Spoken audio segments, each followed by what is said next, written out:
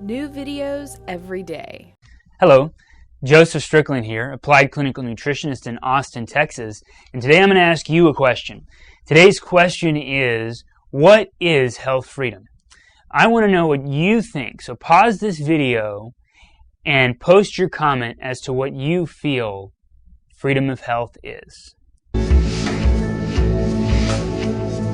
Did you put that it's, quote, free health, meaning that taxes go towards the government and the government pays doctors and has a socialized medicine, as in Britain or various other countries?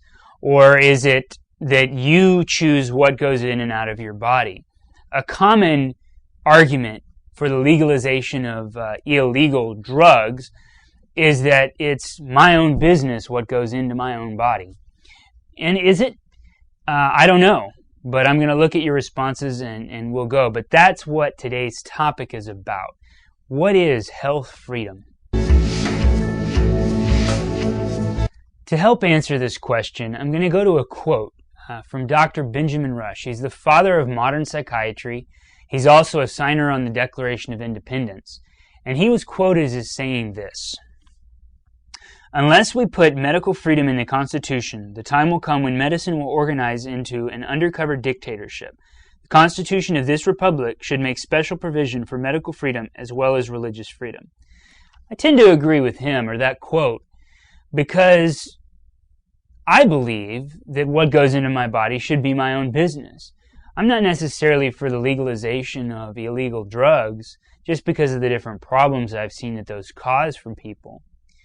But I do believe that what supplement or what things and what way of eating and what style of diet is my own business. And as a nutritionist, I help people with theirs so they can make better decisions. The other thing about this is the word that he uses, which is dictatorship. That has a special meaning to me, and I'm going to tell you what that definition is. Dictatorship is absolute or overbearing power or control. So that's like you have an authority of some sort that decides this is the way it must be. And I'm going to give you some examples of this. One example is the American Medical Association, the AMA.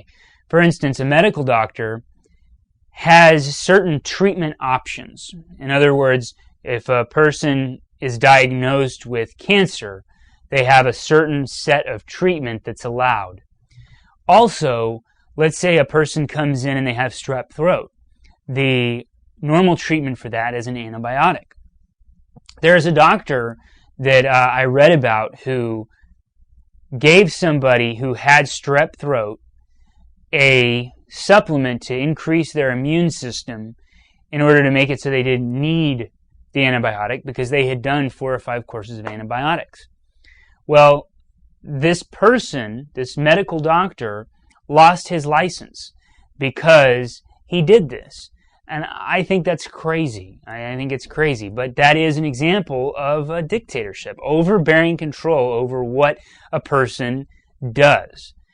So, with that example, would socialized medicine or medicine that's paid for by the government give a doctor that option or not? I don't know. I'm asking you. Another example of this is soldiers on the battlefield. Before they go, they're inoculated with tons of vaccines. I was talking to one soldier who, they just lined them up and then everybody got their vaccinations. They didn't ask what was in them. They couldn't really. You can't really tell them no. So in a future where the government took control over healthcare, would we be able to say no to a vaccination if we felt that it had mercury in it and could cause our children autism or things like this? That's something that I want to ask you.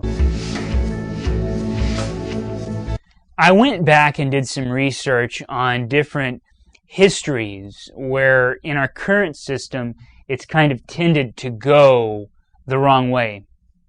And one of those is a study I picked up called the TMAP.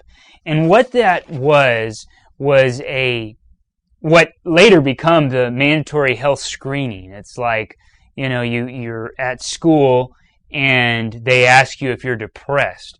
There's a certain set list of medications based on what a person feels or says in this interview. And unfortunately, because of that, there was a girl named Aliah, and I'll post the link on here so you can look it up and read about it. But this is a girl who was 13, went through this screening procedure, and they felt that she was depressed.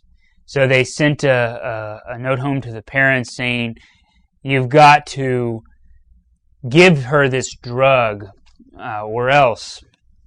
Parents didn't feel that their daughter was depressed and didn't agree with the treatment, so they didn't follow through with it. Well, the next thing that happened was CPS, Child Protective Services, came in, took her away from her parents, forced her, into this, taking these drugs. And that is a situation where, they're using parental control or parental rights as kind of a blackmail. Either you give them this drug or else we'll take your parental rights away. That's another example of how the government can force somebody's hand, vaccinations, things of this nature.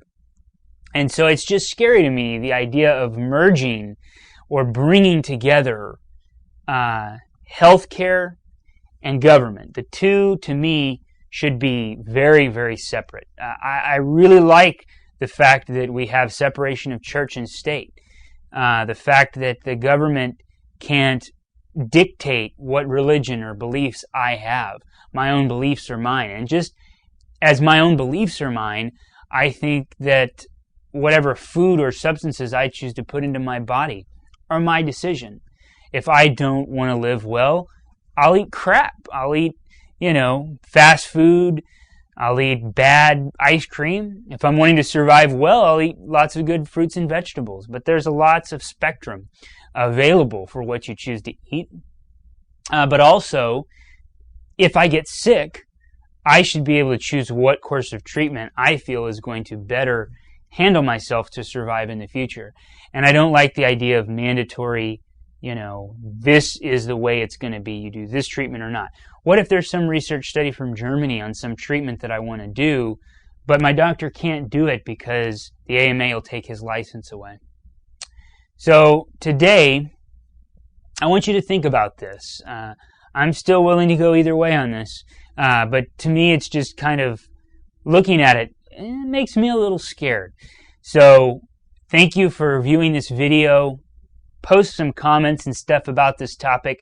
I'm going to do some more research and actually do another video on this, but I wanted to get some feedback from y'all and see what y'all had to say. So go to my website, www.nutritionaustin.com. I provide nutritional counseling and support here in Austin. I have a specialized testing technique. Also, subscribe to this channel. I'm going to be doing more videos here, so subscribe, and I'll talk to you next time. For more great videos like this one, check out the Psychetruth channel on YouTube.